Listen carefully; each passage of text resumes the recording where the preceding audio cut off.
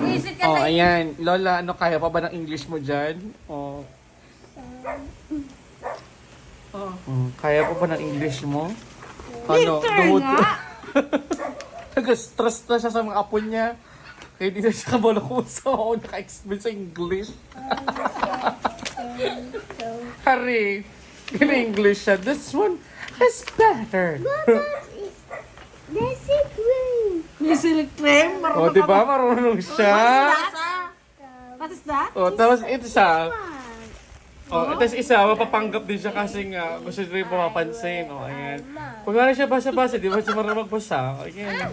O, di ba? You cook it home? Ha? Kasi nakikita niya. Maunos Ang dito attention dito. ng Hindi ka mo English. Sige ka mo ka-English ba? Bakong bata niyo ko. Ha? Ay, ang isa ng taong isa. Kaluhoy mo talaga sa... O, di ba? Nga later. Oh, Tampo na later siya. nga.